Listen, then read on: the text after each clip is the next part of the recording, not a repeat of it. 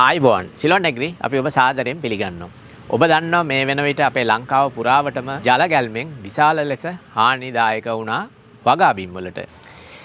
ඒ අතර අපේ ගොඩාක් පැලතවම් විනාශයට පත් වුණා. හැබැයි පැලතවම් විතරක් නෙමෙයි. තවම් වල ඉඳලා අපි ගෙදර හදන පොඩි පෝච්චියේ ඉඳලා පොඩි පොඩි එළවලු පළතුරු වර්ග නොඑක් වර්ග අපි වගා කරගෙන ඒ අයටත් අලාභහානි සිද්ධ වුණා. මොකද මේ දිනපතා ලැබුණු වර්ෂාව. මේ වර්ෂාවත් එක්ක ගොඩාක් ගස් කුණු වෙන්න පටන් ගත්තා. මොකද මුල් කුණු වෙනවා, කොළ කුණු වෙනවා, නොඑක් දිලීර ආසාදන වලට ලක් වුණා.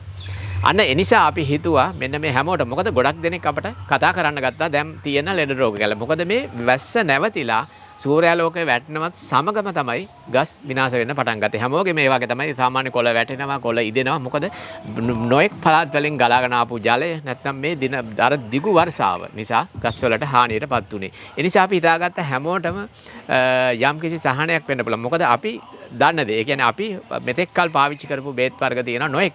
දැන් මේ අවස්ථාවේ ගොඩාක් දෙනෙක් රසායනිකවම ගොඩාක් දේවල් පාවිච්චි කරනවා. නමුත් ගොඩක් දෙනෙක් කැමති නැහැ. ගොඩාක් රසායනික දේවල් වලට යන්නේ නැතු මේ පොඩි පොඩි දෙයකින් තමන්ගේ පොඩි ගෙවත්ත නැත්නම් අපේ එළවලු වගා කරපු පොඩි එළවලු කොටුව නැත්නම් ඒ වගා කරපු පොඩි පෝච්චියේ දේවල් අපට පුළුවන් පොඩි විශාල වියදමක් දරා ගන්න නැතුව පොඩි වියදමක් දරලා අන්නේ රෝග උගදුරු වලින් බලක්වා ගන්න. ඒ නිසා තමයි අන්න ඒ අයව දැනුවත් කරන්න තමයි අපි මේ වීඩියෝ එක සූදානම් කරේ. ඉතින් ඒ සඳහා අපට පොඩි වියදමක් යන්නේ. අපි ඒ සඳහා යොදාගත්තේ මොකද අපි මීට ඉස්සරත් මේ වීඩියෝ ගැන මේ ගැන කතා කරලා තියෙනවා. අපිට ගන්න තියෙන පාමසියෙන් ගන්න පුළුවන් අපිට කොන්ඩිස්. කොන්ඩිස් කියන්නේ සාමාන්‍ය මෙන්න මේ වගේ බඳුනක තමයි කොන්ඩිස් තියෙන්නේ. මේකේ සුවල්පයයි තියෙන්නේ. මේක සාමාන්‍ය රුපියල් 100ක් විතර ඇති ෆාමසි වල. ඉතින් මේ වගේ එකක් තමයි ගන්න තියෙන්නේ. මේ වගේ එකක් තිබුණත් අපට 16 කෑන්. ඒ කියන්නේ අපි ලීටර් 16 කෑන් පාවිච්චි කරනවා නම් ලොකු ඔබගේ ලොකු මේ කියන්නේ පැලතවාණක් තියෙනවා නම් අන්න ඒ වගේ එකකට ඇති. එතකොට ලීටරයකට බොහොම පොඩ්ඩයි දාන්නේ. අපි අර මේක ගොඩක් ඔබ දන්නවා අපි වැස්සට පාරවල් වල යද්දී වතුර පෑගුණාම අපේ කකුල් කැසිලිනවා. නොඑක් දිලීර ආසාදන කකුල් වලට අපේ ඇඟට එනවා. ඉතින් අපි කරන්නේ මොකද? හවසට සාමාන්‍ය නිදා ගන්න ඉස්සෙල්ලා මේකෙන් මේකේ තියෙන පොඩි සීනි වගේ පොඩක් කුඩු සුවල්පයක් දාලා වතුර දාලා අපි ඒක හොදලා අරිනවා. ඊට පස්සේ අපට ඇත්තටම සනීප වෙනවා. මොකද දිලීර නොඑක් දේවල් මේ වගේ බැක්ටීරියා ආසාදන මේවා ඔක්කොම විනාශ වෙලා යනවා. මෙන්න මේ කොන්ඩිස් වලට. අපි කඩේකට හෝ ෆාමසියේ තියෙන කොන්ඩිස් කියලා ඉල්ලන්න. ඔබට තියෙන්නේ මෙන්න මේ වගේ. ඔබේ ගෙවත්ත ගොඩක් කුඩා වෙන්න පුළුවන්. සමහරට පෝච්චි දෙක තුනක් වෙන්න පුළුවන්. නැත්නම් එයි කියලා ඔබ විශ්වාස කරනවා නම් දැන් අපි හිතනවා සමහර වෙලාවට අපි හිතපු වෙලාවට නෙමේ දිලීර ඔය පුස් නොඑක් රෝග එන්නේ. ඒ නිසා ඔබේ මොනම හොඳ තත්ත්වයේ තිබුණත් ඔබට කරන්න පුළුවන් නම් දවස් 3කට 4කට සැරයක් මෙන්න මේ වර්ෂාව ලැබෙන කාලේ මෙන්න මේ කොන්ඩිස් ධාවනය යොදන්න ඉතාමත් හොඳයි. මේක මොකද විශේෂයෙන්ම අපි කියන්නේ ඇඟේ පතේ ගෑවුනාට කිසිම අපට හානියක් වෙන්නේ නැති නිසා.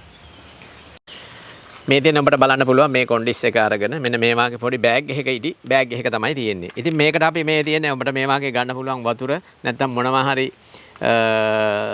ස්ප්‍රේ කරන යන්ත්‍රයක් හෝ නැත්නම් මේ අර වතුර බෝතලයක් හරි මේ වගේ එකක් අරගෙන ඔබට පුළුවන් මේකේ උඩ කෑල්ල වෙළඳපොලෙන් මිලදීලා ගන්න පුළුවන්. ඉතින් ඊට පස්සේ ඔබට තියෙන්නේ මෙන්න මේ වගේ මේකට සුවල්පය බොහොම සුවල්පයයි දාන්නේ. අපි ඒතර මේකට කෙලිම දාන්න නැතුව මෙන්න මේ වගේ සුවල්පයක් ඇති ඔබට බලන්න පුළුවන්. මේක බලන්න මේක දාපුවාම විශාල පාටක් එනවා. ඉතින් අපිට මේ වගේ සුවල්පයක් ඇති මේ වතුර ලීටරයට අපි දාලා බලන්න. ඔන්න දැන් පාට දාපු ගමන් ඉඳලා පාට වෙනස් වෙනවා.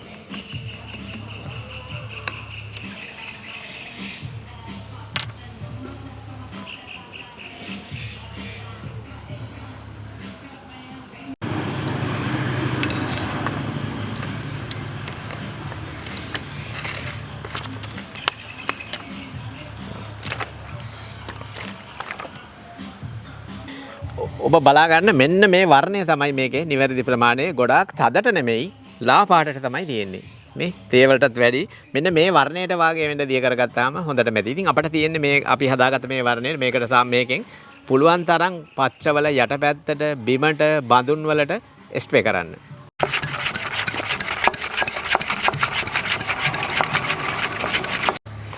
මේක විශේෂත්වයක් තියෙනවා අපි දාද්දී මේකේ බඳුන් වලටත් වැටෙන්න දාන්න. මොකද මුල් කුණු වෙනවා ඒ වගේ නොයෙක් රෝග හින්දා මෙන්න මේ වාගේ මේ අපි ඇඳුරෙන් වගාවට මේ දාලා පෙන්නන්නේ. මෙන්න මේ වාගේ බඳුනටත් දාන්න මේ පස් වලින් එන පොල්ලලි කෑලි වලින් එන දිලීර ඒ වාගේ ඒවත් මේකෙන් විනාශ වෙලා යනවා මේ කොන්ඩිස් ධාවනයෙන්. මොකද පත්‍රවල යටපැත්තෙන් එන නිසා මේක පත්‍රවල යටපැත්තටත් වදින්න අපි ගහන්න ඕන.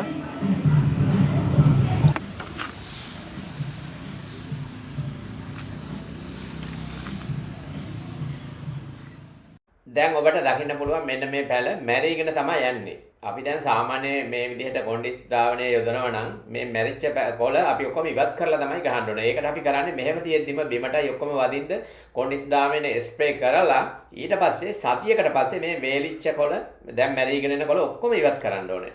ඉවත් කරලා මේ වාගේ තියෙන ඔක්කොම මේ පැල් දාලා ඉවත් කරලා තමයි ඊළඟ සතියකින් පස්සේ ආයේ මේ කොණ්ඩිස් ද්‍රාවණය යොදන්න ඕනේ. ඊට පස්සේ එන්නේ හොඳ දළු තමයි නැවත. අපි දන්නවා මොකද විශේෂයෙන්ම දෙලුම් වගාව. දෙලුම් වගාවට තමයි මේ ජලයෙන් ගොඩාක් හොඳ නැත්තේ. ඉතින් අපේ වතුර මේක ජලය යට වෙනවත් එක්කම ගොඩාක් කොළ හැලෙන්න ගන්නවා. හැබැයි මේ වාගේ කොණ්ඩිස් වාගේ ද්‍රාවණයක් යෙදුවොත් අපිට පුළුවන් නැවතත් ඒ කොළ වැටිලා ඉක්මනින් ඉතාමත් දළු ගන්න. මේ එනකොට හොඳ දළු තමයි එන්නේ.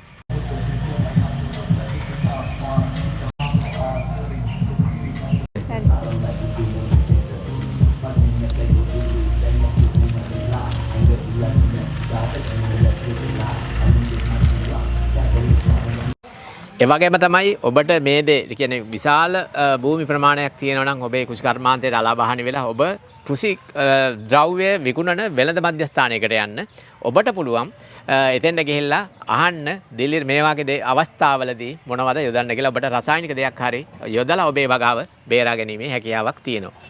නැත්නම් ඔබට හොඳම විසඳුම තමයි ඔබ යන්න ළඟම තියෙන ගොවි ජන සේවා මධ්‍යස්ථානයේද.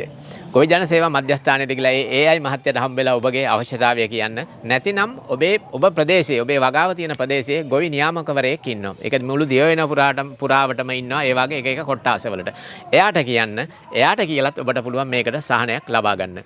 තවත් ඔබට අපහසුතාවයක් තියෙනවා නම් ඔබ සතියේ වැඩ කරන වෙලාවවල 19:20ට ඔබ දුරකථන ඇමතුමක් ගන්න. ඔබට පුළුවන් ඒකට සම්බන්ධ වෙලත් ඔබේ මේ දැන් වෙලා තියෙන හානියට විසඳුමක් ලබා ගන්න ඔබට අවශ්‍ය කරන මේ බේත් ටික. ඒ කියන්නේ අපි දිලිරනාශක ටික ඔබට ලබා ගන්න. නැත්නම් ඒගොල්ලෝ නම් කියලා මේ දේ පාවිච්චි කරන්න කියයි. අන්න ඒ වෙලාවට පුළුවන් ඒක යොදලා මේ අවස්ථාවේ ඔබේ වගාව බේර ගන්න. එසේනම් ඔබ සැමට සුබ දවසක්.